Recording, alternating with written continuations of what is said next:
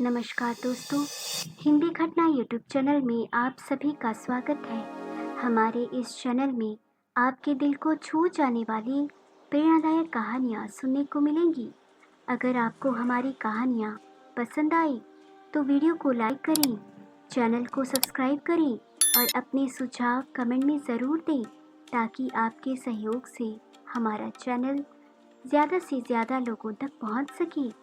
दर्शकगण, आज की प्रेरणादायक कहानी है बूढ़े कबूतर ने बताया, यदि बुढ़ापे में सुकून चाहिए तो ये 3 राज औलाद से कभी न कहे। बूढ़े कबूतर ने बताया, यदि आप बुढ़ापे में चैन से जीना चाहते हैं तो यह 3 बातें औलाद से कभी मत बताना। दर्शकगण, बुढ़ापा जीवन का वह पड़ाव होता है जहाँ हर इंसान शांति, सम्मान और प्रेम की कामना करता है। लेकिन कई बार जीवन के कुछ सच अगर समय रहते संभाल कर रखे जाएं, तो बुढ़ापा अधिक सुकून भरा हो सकता है। आज की इस प्रेरणादायक कहानी में हम समझेंगे कि कौन सी 3 बातें ऐसी हैं जो हमें अपनी औलाद से छुपा लेनी चाहिए ताकि हमारी वृद्धावस्था शांतिपूर्ण और गरिमामय बनी रहे। दर्शकगण, हर माता पिता की इच्छा होती है कि उनकी संतान सुखी रहे, सफलता प्राप्त करे और एक श्रेष्ठ इंसान बने। माता पिता अपने बच्चों के लिए इस संसार के सबसे बड़े संरक्षक और आदर्श होते हैं। लेकिन क्या आप जानते हैं कि आपके द्वारा कहे गए प्रत्येक शब्द और किया गया प्रत्येक कर्म उनके मन और आत्मा पर गहरी छाप छोड़ जाते हैं। कई बार तो अनजाने में हम ऐसी गलतियां कर बैठते हैं जो बच्चों की मासूमियत और आत्मविश्वास को धीरे धीरे क्षीण कर देती है। आज हम उन 3 बातों का रहस्य उजागर करेंगे जिन्हें माता पिता को अपनी संतान के समक्ष कदापि नहीं कहनी चाहिए, क्योंकि यह केवल उनके वर्तमान को ही नहीं बल्कि उनके संपूर्ण जीवन को भी प्रभावित कर सकती है। प्रिय दर्शकगण, यह कोई साधारण कथा नहीं है बल्कि जीवन का दृढ़ सत्य है जो शास्त्रों में भी वर्णित है। जैसे गरुड़ पुराण में कहा गया है कि जो भी इस कथा या शिक्षा को अधूरी छोड़ता है वह पाप का भागीदारी बनता है। इसीलिए इस कथा को अंत तक जरूर सुनिए। कोमल ने साड़ी पहनकर श्रद्धा और आदर भाव से अपनी सासू माँ गीता जी के चरण स्पर्श किए और विनम्रता से कहा, माँ जी, मैं मायके जा रही हूँ। भाई की शादी के लिए खरीदारी करनी है, इसीलिए मम्मी ने बुलाया है। गीता जी ने शांत भाव से कहा, लेकिन बहू, तुम तो कल ही 3 दिन बाद मायके से वापस आई हो और अब फिर से जाने की तैयारी कर रही हो। कोमल ने भाव से उत्तर दिया, हाँ माँ जी, लेकिन मेरी छोटी बहन आज मायके आई है।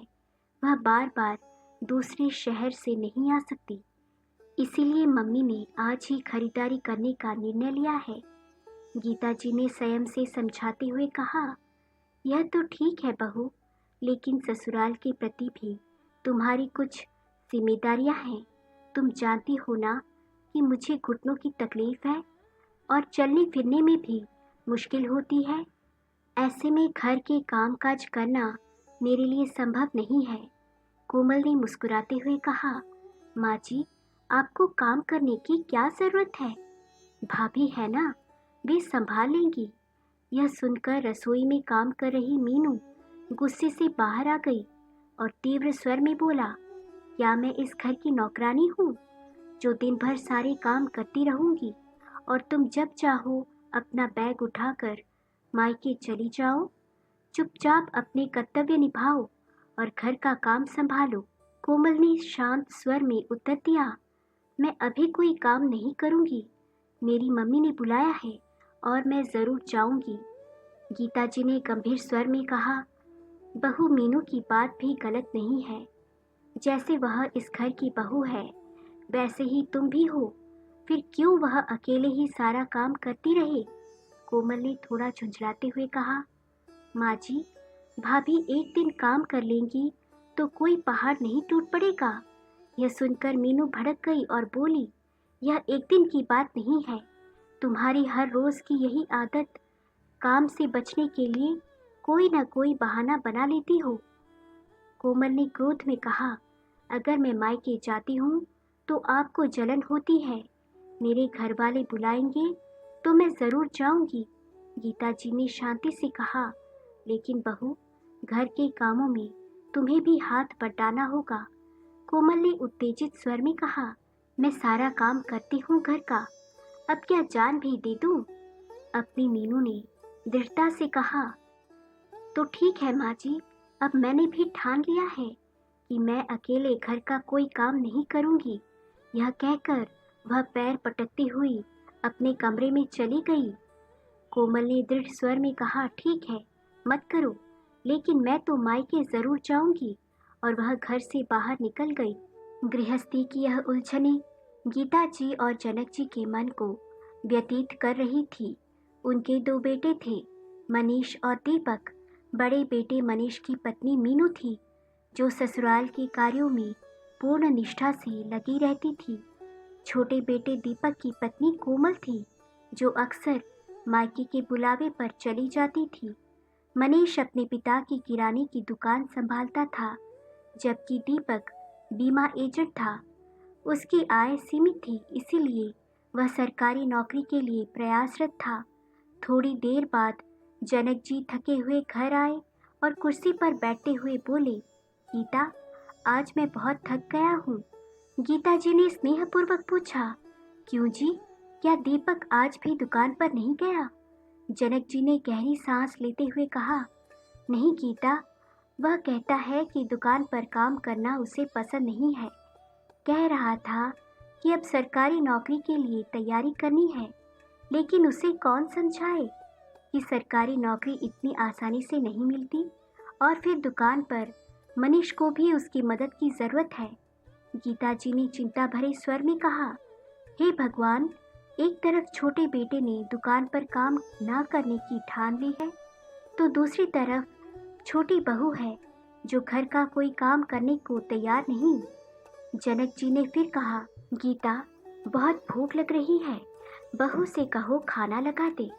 गीता जी खुद ही उठकर रसोई की ओर बढ़ने लगी, लेकिन उनके घुटनों में दर्द था, जिससे चलने फिरने में तकलीफ हो रही थी।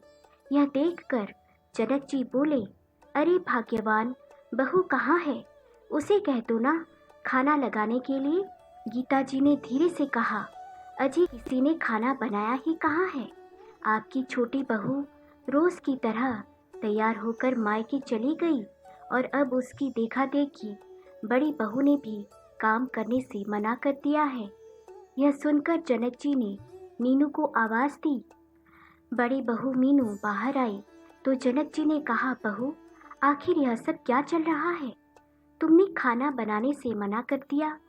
छोटी बहू तो ना समझ है, लेकिन तुम्हें तो समझदारी से काम लेना चाहिए था। मीनू ने शांत लेकिन दृढ़ स्वर में कहा, बाबूजी, आप ही बताइए, यह सब कब तक चलता रहेगा? सारा दिन सिर्फ मैं ही क्यों रसोई में काम करती रहूं? आपकी छोटी बहू के हाथों में क्या मेहंदी लगी है? और वहाँ दुकान पर मेरे पति भी दिन भर मेहनत करते हैं और घर चलाते हैं।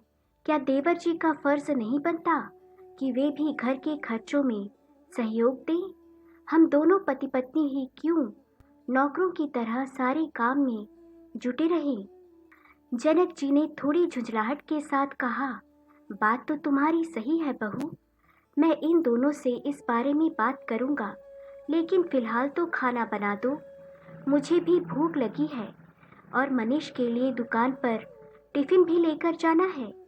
मीनू ने सपाट शब्दों में जवाब दिया, तो ठीक है, मैं भी तभी काम करूंगी जब इस समस्या का कोई समाधान निकलेगा। उससे पहले मैं किसी भी काम को हाथ नहीं लगाऊंगी। इतना कहकर मीनू अपने कमरे में चली गई। बड़ी बहू के इस तेवर से जनक जी और गीता जी स्तब्ध रह गए। गीता जी ने किसी तरह तकलीफ सहते हुए सबके लिए भोजन तैयार किया, लेकिन अब जनक जी को चुप रहना उचित नहीं लगा। शाम तक छोटा बेटा दीपक और बहू कोमल भी घर लौट चुके थे और बड़ा बेटा मनीष भी दुकान से आ गया था। पिताजी ने बुलाया है। दोनों बेटे अपने पिता के पास बैठते हुए बोले। जनक जी ने गंभीर स्वर में कहा, बेटा दीपक, अब तुम्हें भी अपनी जिम्मेदारी समझनी चाहिए। कैसी जिम्मेदारी पिताजी? दीपक ने पूछा। मेरा मतलब यह है कि तुम्हारा बड़ा भाई आखिरकार कब तक अकेले घर चलाएगा? मैं सोच रहा हूँ कि अब बंटवारा कर देना ही उचित होगा, ताकि रोज रोज के झगड़े खत्म हो जाएं। तभी मनीष बोला, लेकिन पिताजी, मुझे नहीं लगता कि बंटवारे से समस्या का समाधान होगा। मुझे तो लगता है कि अगर सभी लोग अपनी अपनी जिम्मेदारी समझें और मिलजुल कर काम करें तो सब कुछ ठीक हो सकता है।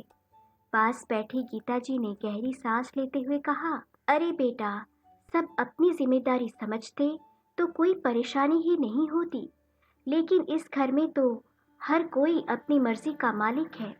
और फिर तू भी आखिरकार कब तक अपने छोटे भाई के परिवार का भार उठाएगा? इतना सुनते ही पास खड़ी कोमल तपाक से बोली, क्यों माँ जी, ऐसा क्या कर दिया इन्होंने हमारे लिए? हम तो अपना ही कमाते हैं और खाते हैं, फिर भी दिन भर ताने सुनते हैं। मैं तो कहती हूँ कि घर का बंटवारा ही कर दो, कम से कम रोज रोज के कलह से तो छुटकारा मिलेगा। यह सुनकर मीनू गुस्से से बोली, हाँ हाँ, मुझे सब पता है। तुम तो इसलिए बंटवारे के लिए तैयार हो ताकि तुम्हें माँ बाबूजी की जिम्मेदारी ना उठानी पड़े और उनका सारा भार मैं अकेले उठाऊं। लेकिन अब मैंने भी तय कर लिया है कि मैं उनका कोई काम नहीं करूंगी। बहुत कर लिया मैंने। कोमल भी झट से बोली, मैंने भी ठेका नहीं ले रखा है। इन लोगों का इतना कहते ही देवरानी और जेठानी में बहस छिड़ गई। तभी मनीष ने गुस्से से चिल्लाते हुए कहा, मीनू, तुम्हारी हिम्मत कैसे हुई मेरे माँ बाबूजी को बोझ कहने की?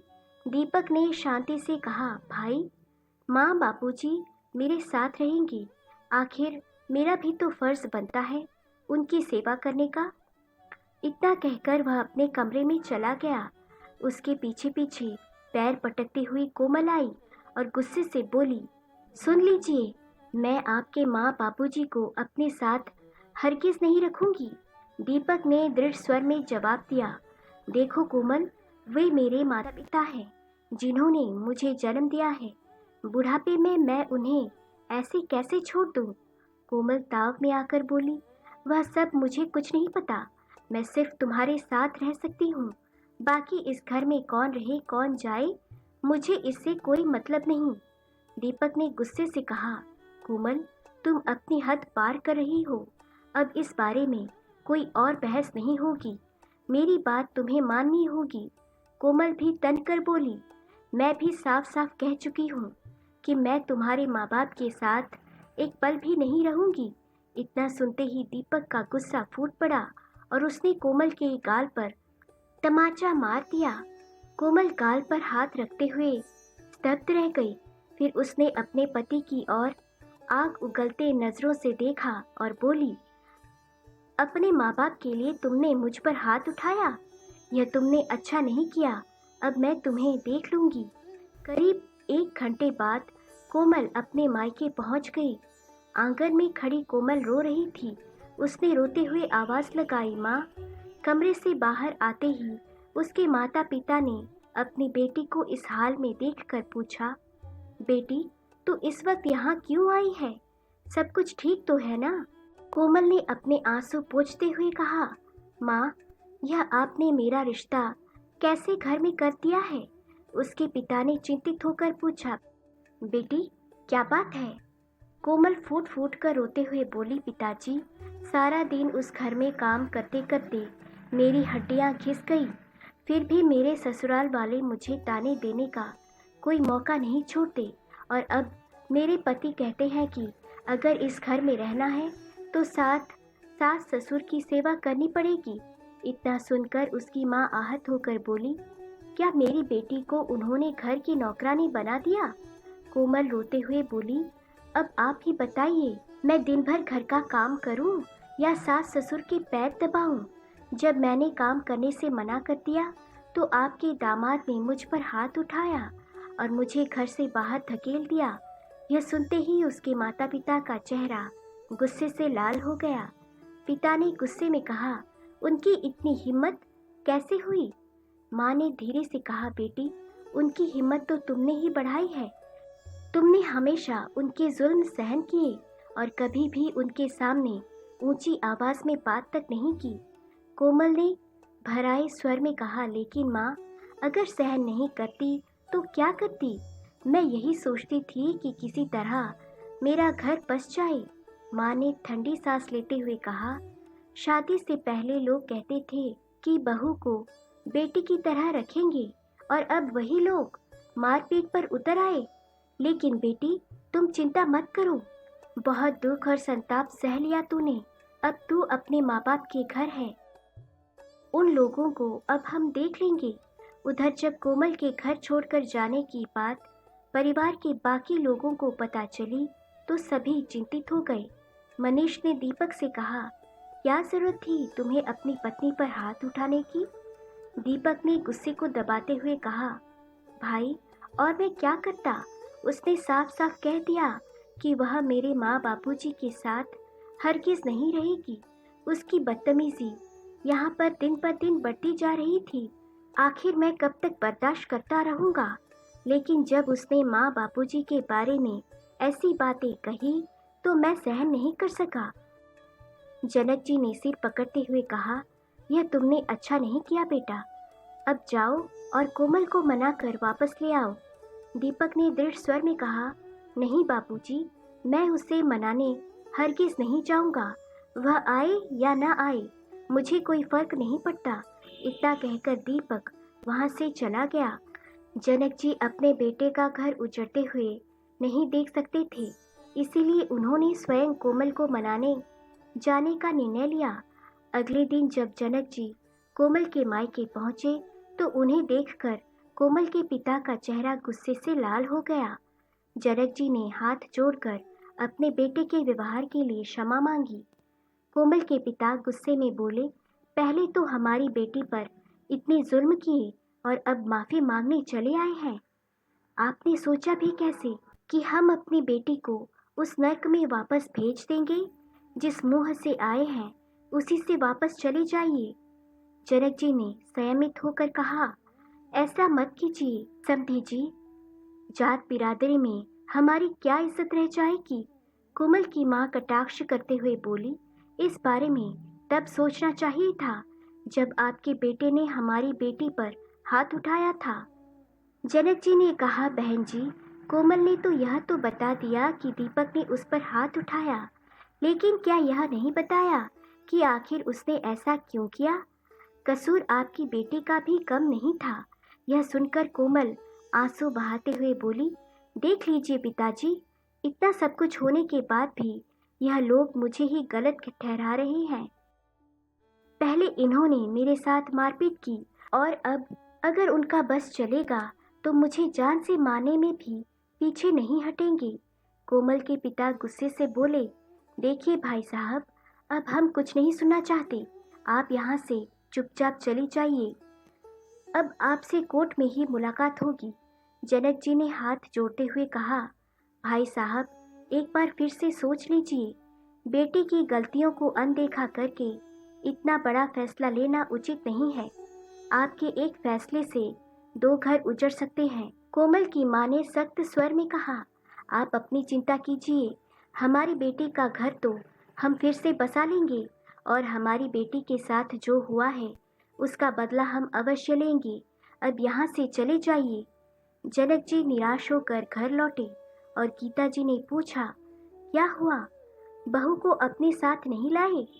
जनक जी ने सिर झुकाते हुए कहा, नहीं गीता, उन्होंने साफ मना कर दिया। मैंने तो हाथ जोड़कर क्षमा भी मांगी, लेकिन ना तो कोमल वापस आने को तैयार है और ना ही उसके माँ बाप उसे भेजने को। अब तो वे कोर्ट में केस करने की बात कर रही हैं। गीता जी ने गहरी सांस लेते हुए दीपक की ओर देखा और कहा, बेटा, अब तुझे ही उसे मना कर लाना होगा। दीपक ने ठंडे स्वर में उत्तर दिया, माँ, इतनी चिंता मत कीजिए।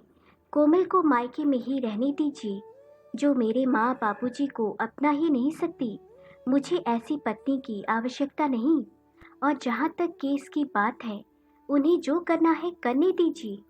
गीता जी ने गंभीर स्वर में कहा, बेटा, इसी तरह के अहंकार से घर उजड़ जाते हैं। बात को सुलझाने में ही समझदारी है। दीपक ने अनमने ढंग से उत्तर दिया, माँ, आप तो बूढ़ी हो चुकी हैं, अब जो होगा देखा जाएगा। इतना कहकर वह वहां से उठकर चला गया। पीछे खड़ी मीनू यह सारी बातें सुन रही थी। अभी एक दिन की ही बात थी कि दोपहर को जब मनीष दुकान से घर खाने आया तो उसने अपनी माँ को कपड़े धोते हुए देखा और हैरान रह गया। वह समझ गया कि क्या चल रहा है। तेजी से अपने कमरे में गया और ऊंची आवाज में बोला, मीनू, यह सब क्या हो रहा है? मीनू ने नजर उठाई और बोली, आखिर मैंने ऐसा क्या कर दिया? मनीष ने गंभीरता से कहा, अब माँ बाबूजी के 2 जोड़ी कपड़े धोने का छोटा सा काम भी तुम्हें भारी लगने लगा? मीनू चिढ़कर बोली, अच्छा तो क्या मैं अकेले ही सारा घर संभालती रहूं? तुम्हें लगता है कि यह छोटा सा काम है, लेकिन दिन भर घर में कितना काम होता है तुम्हें कुछ पता भी है? और वह महारानी तो ठाठ से मायके में जाकर बैठ गई है। मैं अकेली क्यों घर के काम में पिसती रहूं? मनीष ने गुस्से से कहा, मीनू, यह तुम बिल्कुल ठीक नहीं कर रही हो। मीनू चिल्लाते हुए बोली, मुझे क्या करना है और क्या नहीं, यह मैं जानती हूँ। अब से मैं सिर्फ अपना ही काम करूँगी, ना किसी और के लिए खाना बनाऊंगी और ना ही घर का बाकी काम करूँगी। इतना कहकर वह पैर पटकती हुई रसोई से चली गई। उधर कोमल के मायके में उसके पिता उसके पास आए और बोले, बेटी, कोई फोन आया क्या? कोमल ने ठंडी सांस भरते हुए कहा, नहीं पिताजी, वह क्यों करेंगे? मुसीबत की असली जड़ तो वही है। उसके पिता ने गंभीरता से कहा, कोई बात नहीं बेटी, तुम चिंता मत करो, अभी अभी वकील से मिलकर आ रहा हूँ। मैंने तेरे ससुराल वालों पर दहेज का केस डाल दिया है। कोमल चौंक कर बोली, लेकिन पिताजी, दहेज की तो कोई बात ही नहीं हुई थी। पिता ने दृढ़ स्वर में कहा, हमें पता है बेटी, हमने झूठा आरोप लगाया है, लेकिन वकील का कहना है कि अपना केस मजबूत बनाने के लिए यह सब करना आवश्यक है। अब देखना कैसे वे तेरे पैरों में गिरकर तुझसे क्षमा मांगेगी। यह सुनकर कोमल की माँ बोली, बिल्कुल सही किया, उन्हें भी तो पता चले कि किसी की बेटी को सताने का अंजाम क्या होता है। अब जेल में चक्की पीसेंगे तब अकल ठिकाने आएगी। फिर उन्होंने कोमल से कहा, बेटी, अब तुम आराम करो, चिंता करने की कोई आवश्यकता नहीं। इतना कहकर उसके पिता कमरे से बाहर चले गए। उधर कोमल के ससुराल में मीनू अब अपना खाना अलग पकाने लगी थी। मनीष को यह सब बिल्कुल अच्छा नहीं लग रहा था। रविवार का दिन था। मनीष बिस्तर पर गुमसुम लेटा हुआ था। उसके मन में विचारों का तूफान उमड़ रहा था। तभी मीनू उसके पास आई और बोली, सुनिए, सुबह के 10 बज चुके हैं और आपने अब तक नाश्ता भी नहीं किया। रात को भी बिना खाए सो गए थे। मैं नाश्ता लाती हूँ, उठकर खा लीजिए। मनीष ने गहरी सांस लेते हुए कहा, खाना मैं तभी खाऊंगा जब मेरे साथ तुम माँ और बाबूजी का भी खाना लगाओगी। वे मंदिर से लौटते ही होंगे, तुम उनका नाश्ता भी बना दो। मीनू गुस्से से बोली, अच्छा तो अभी तक उसी बात को पकड़े हुए बैठे हैं, लेकिन मेरी भी जिद है कि मैं अब खाना नहीं बनाऊंगी। मनीष ने ठंडे स्वर में कहा, तो ठीक है, फिर मैं भी खाना नहीं खाऊंगा। मीनू झुंझला कर बोली, ठीक है, आप भूखे ही बैठे रहिए, मैंने तो आपको खाना बनाने को नहीं कहा। मनीष गुस्से में ऊंची आवाज में बोला, तुम चली जाओ यहाँ से, मुझे अकेला छोड़ दो। मीनू आग बबूला होकर बोली, अगर तुम्हारा यही हाल रहा तो मैं भी कोमल की तरह अपने मायके चली जाऊंगी।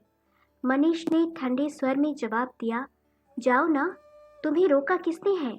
मीनू तनक कर बोली, अच्छा तुम्हें मेरी जरूरत नहीं है तो ठीक है, मैं भी जा रही हूँ। फिर बैग पैक करते हुए बोली, सुन लो, अगर मैं एक बार चली गई तो वापस कभी नहीं आऊंगी। उसके बाद अपने माँ बाप के साथ ही रहना। इतना कहकर मीनू घर से बाहर चली गई। उधर जब मीनू बैग लेकर अचानक अपने मायके पहुंची तो उसे देखकर उसके पिता थोड़े हैरान रह गए। अरे बिटिया, तुम अचानक यहाँ? ना कोई फोन ना कोई खबर, मीनू ने थकी हुई आवाज में कहा। फोन करने का समय ही कहाँ था पिताजी, पिता ने चिंता भरे स्वर में कहा। क्यों बेटी, क्या हुआ? सब कुछ ठीक है ना? मीनू ने रोष भरे स्वर में कहा। कुछ भी ठीक नहीं है। एक तरफ मेरे सास ससुर हैं जिन्होंने मेरा जीना मुश्किल कर दिया है, और दूसरी ओर आपका दामाद है जो मुझसे ठीक से बात तक नहीं करता। अब यहाँ ना आती तो क्या करती? पिता ने गहरी सांस लेते हुए पूछा। तो इसका मतलब तू अपने ससुराल वालों से लड़ झगड़ कर यहाँ आई है? खुशी खुशी नहीं, मीनू ने सिर झुकाकर कहा। हाँ पिताजी, लेकिन मेरे पास और कोई रास्ता नहीं था। मेरी देवरानी ससुराल की जिम्मेदारियों से बचने के लिए मायके में जाकर बैठ गई और सारा काम का बोझ मुझ पर डाल दिया। लेकिन अब मैंने ठान लिया है कि मैं उस घर में सास ससुर की नौकरानी बनकर नहीं रहूंगी। यही बात मैंने अपने पति से कही तो उन्होंने मुझे घर से निकल जाने को कह दिया। यह सुनकर मीनू की माँ ने उसे डांटते हुए कहा, तो क्या सास ससुर की सेवा से बचने के लिए तुम यहाँ आकर बैठ गई? हमने तो तुम्हें ऐसे संस्कार नहीं दिए थे। मीनू ने पलटकर कहा, लेकिन माँ, सास ससुर क्या सिर्फ मेरे हैं, मेरी देवरानी के नहीं? तो मैं अकेले उनका बोझ क्यों उठाऊं? माँ ने शांत स्वर में समझाया। नहीं बेटी, यह सोच गलत है। घर के बड़े बुजुर्ग बोझ नहीं होते। सास ससुर की सेवा तो किस्मत वालों को मिलती है। मुझे एक बात बता, 7 साल हो गए तेरी शादी को, क्या कभी तेरे सास ससुर ने तुझे डांटा है? अरे वे तो ऊंची आवाज में बात तक नहीं करते। और मेरे दामाद जी, वह भी तेरा कितना ख्याल रखते हैं। उन्होंने हमेशा हमारे परिवार की इज्जत की है। मीनू की माँ ने आगे कहा, याद है ना, जब तेरे पिताजी को हार्ट अटैक आया था तो मेरे एक फ़ोन पर ही वह तुरंत हमारी मदद के लिए आ गए थे। हर मुश्किल वक्त में उन्होंने हमारे साथ खड़े होकर बेटे की कमी महसूस नहीं होने दी। अब तू बता, अगर बदले में वे इतना चाहते हैं कि तू उनके माँ बाप का भी ख्याल रखे जैसे अपने माँ बाप का रखती है, तो इसमें क्या गलत है? लेकिन तू तो उनसे झगड़ा करके यहाँ चली आई। मीनू के पिता ने सिर हिलाते हुए कहा, बेटी, रिश्ता दोनों ओर से निभाया जाता है। अगर तू अपने पति से उम्मीदें रखेगी तो उनकी उम्मीदों पर भी खरा उतरना होगा। माता पिता की बात सुनकर मीनू की आंखें शर्म से झुक गईं। उसने धीरे से कहा, माँ, मुझसे बहुत बड़ी गलती हो गई है। मैं तो बस उन्हें धमकी दे रही थी कि मैं भी घर छोड़कर चली जाऊंगी, लेकिन जब उन्होंने ही मुझे निकल जाने को कह दिया तो मैंने इसे अपने आत्मसम्मान का सवाल बना लिया। अब मुझे समझ में नहीं आ रहा कि मैं किस मुंह से वहां वापस जाऊं। यह कहते कहते मीनू रोने लगी। उधर दोनों बहुओं का हाल देखकर जनक जी बहुत गहरी सोच में बैठे हुए थे। तभी गीता जी उनके पास आकर बैठ गई। गीता जी ने उन्हें परेशान देखकर पूछा, क्या हुआ जी, क्या सोच रहे हैं? जनक जी ने भारी मन से कहा, गीता, सोच रहा हूँ कि कभी हमारा परिवार कितना हंसता खेलता हुआ करता था। ना जाने किसकी नज़र लग गई हमारे घर को। छोटी बहू का स्वभाव तो शुरू से थोड़ा रूखा था, लेकिन बड़ी बहू से तो ऐसी उम्मीद नहीं थी। गीता जी ने सहमति जताते हुए कहा, सोचा था दोनों बेटे की शादी हो जाएगी तो बहुएं घर की जिम्मेदारी संभाल लेंगी और हमारा बुढ़ापा आराम से कटेगा। लेकिन किसे पता था कि बुढ़ापे में यह दिन भी देखना पड़ेगा। यह बातें चल ही रही थी कि दरवाजे की घंटी बजी। जनक जी ने दरवाज़ा खोला तो सामने मीनू अपने पिता के साथ खड़ी थी। जनक जी ने उन्हें अंदर बुलाया। मीनू ने तुरंत अपने सास ससुर के पैर छू लिए। मीनू के पिता ने कहा, अपनी बेटी की तरफ से मैं आपसे माफ़ी मांगता हूँ। जैसे ही हमें पता चला कि यह ससुराल में झगड़ा करके मायके आई है, मैं इसे उल्टे पांव वापस ले आया। जनक जी ने हाथ जोड़कर कहा, अरे नहीं भाई साहब, आप क्यों माफ़ी मांगते हैं? बच्चे हैं, गलती हो जाती है। हमारी बेटी घर वापस आ गई, हमारे लिए यही बहुत है। थोड़ी देर बातचीत करने के बाद मीनू के पिता उसे ससुराल में छोड़कर वापस चले गए। बड़ी बहू के वापस आने से जनक जी और गीता जी ने राहत की सांस ली। शाम को जब मनीष घर वापस आया तो उसने बिना कुछ कहे ही पत्नी को नज़रअंदाज कर दिया और अपने कमरे में चला गया। मीनू उसके पास जाकर बोली, सुनिए, मुझे अपनी गलती का एहसास हो गया है। मेरी माँ पिताजी ने मुझे सब कुछ समझा दिया है। मैं वादा करती हूँ कि आगे से माँ बाबूजी की सेवा में कोई कमी नहीं आने दूंगी। मैं उन्हें अपने माता पिता की तरह ही मानूंगी और उनकी पूरी सेवा करूंगी। मनीष ने गहरी सांस लेते हुए कहा, मीनू, क्या हमारा प्यार इतना कमज़ोर था कि छोटी सी मुसीबत आने पर तुम अपना बैग उठाकर मायके चली गई? मीनू रोते हुए बोली, सच कहूँ तो मैं घर छोड़कर जाना नहीं चाहती थी। मनीष मुस्कुराते हुए बोला, ठीक है मीनू, और उसने उसे गले से लगा लिया। उधर कुछ ही देर में पुलिस अधिकारी उनके घर आए। उन्होंने कहा, आपकी बहू ने आपके पति और ससुराल वालों पर मारपीट का केस दाखिल किया है। जनक जी ने गुस्से और दुख से भरकर कहा, नहीं इंस्पेक्टर साहब, यह बिल्कुल झूठ है। हमने तो उसे उंगली तक नहीं लगाई। पति पत्नी में थोड़ी बहस हो गई थी, जिससे वह नाराज़ होकर मायके चली गई। मैं तो उसे मनाने भी गया था, उनके आगे हाथ भी जोड़े थे, लेकिन उन्होंने हमारी बात नहीं मानी। पुलिस अधिकारी ने गंभीर स्वर में कहा, देखिए, बेहतर होगा कि आप लोग आपस में समझौता कर लें। अगर मामला कोर्ट में पहुंच गया तो पूरा परिवार मुश्किल में फंस जाएगा। आपके पास 24 घंटों का समय है, या तो मामला सुलझा लें और कल थाने में हाजिरी लगाएं, नहीं तो हम आकर आपको ले जाएंगे। इंस्पेक्टर की बातें सुनकर जनक जी और गीता जी का दिल दहल गया। ठीक है इंस्पेक्टर साहब, मैं उनसे बात करने की कोशिश करूंगा, जनक जी ने हाथ जोड़ते हुए कहा और गुमसुम से आंगन में रखी चारपाई पर बैठ गए। शाम को जब उनके दोनों बेटे घर लौटे तो जनक जी ने उन्हें पूरी बात बताई। दहेज के झूठे आरोप सुनकर दीपक गुस्से से भर गया और बोला, उनकी हिम्मत कैसे हुई हम पर इतना घटिया इल्ज़ाम लगाने की? मनीष ने शांत स्वर में समझाया, दीपक, गुस्से से कोई हल नहीं निकलेगा। आराम से फ़ोन करके बात करो, समस्या का हल ज़रूर निकलेगा। दीपक ने अपनी पत्नी कोमल को फ़ोन लगाया, लेकिन उसके पिता ने फ़ोन उठा लिया। पिताजी, छोटी सी बात पर आपने हमारे खिलाफ पुलिस में शिकायत दर्ज करवा दी। उसके पिता सख्त स्वर में बोले, बेटा, तुमने हमारी बेटी पर हाथ उठाया, क्या यह छोटी सी बात थी? पिताजी, गुस्से में मुझसे गलती हो गई, लेकिन आपने तो मेरे माँ बाबूजी पर भी दहेज लेने का झूठा आरोप लगा दिया। उनका तो कोई कसूर नहीं था।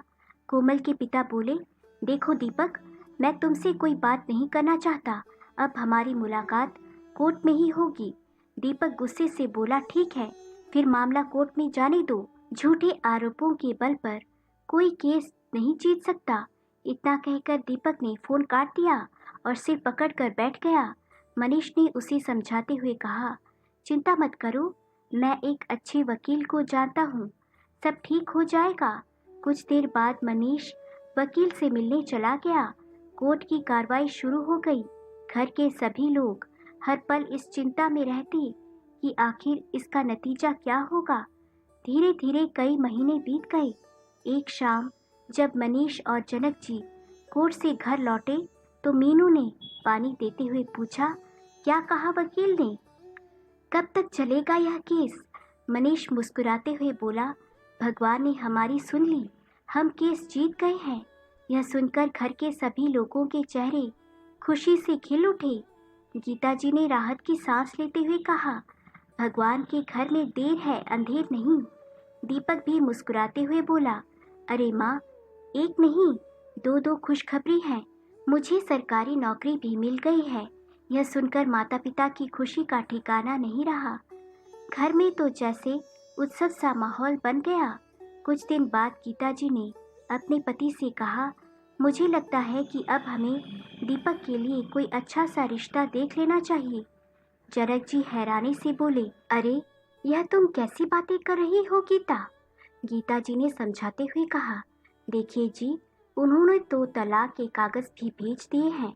जब तलाक ही होना है तो फिर रिश्ता देखने में क्या हर्ज है? जनक जी बोले, ठीक है, लेकिन कोई भी फैसला लेने से पहले एक बार दीपक से बात कर लो। उधर केस हार जाने के बाद कोमल के मायके में मातम सा छा गया। इस दौरान उसके भाई की शादी भी हो चुकी थी। अब वह अपनी ही नज़रों में भी टूटने लगी थी। चिंता में डूबे उसके पिता ने पत्नी से कहा, अरे भाग्यवान, इन वकीलों के चक्कर में तो हमसे बड़ा नुकसान हो गया। उधर उन लोगों के भाग्य तो खुल गए। अब तो दीपक को सरकारी नौकरी भी मिल गई है। यह सुनकर कोमल की माँ हैरान रह गई। हम तो सोच रहे थे कि उन्हें जेल की हवा खिलाएंगे और यहाँ तो सब कुछ उल्टा हो गया। उसी समय कोमल वहाँ आकर बैठ गई। उसकी माँ बोली, खैर, जो होना था सो हो गया। अब कोमल के लिए कोई और रिश्ता देखना होगा। समय रहते इसका हाथ पीले कर देते हैं। यह सुनकर कोमल झुंझलाकर बोली, क्या जरूरत है कहीं रिश्ता देखने की? अगर वे लोग भी ऐसे ही निकले तो मैं दोबारा शादी नहीं करूंगी। उसके पिता गंभीर स्वर में बोले, बेटी, तुमने अपने हाथों से तलाक के कागजों पर दस्तखत किए हैं। अब तुम्हें कितने दिन घर बिठा कर रखेंगे?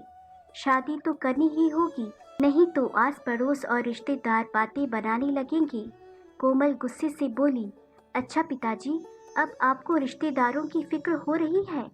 जब मैं ससुराल छोड़कर आई थी तब आपने कहा था कि यह तुम्हारा ही घर है, आराम से रहो। अब क्या बदल गया?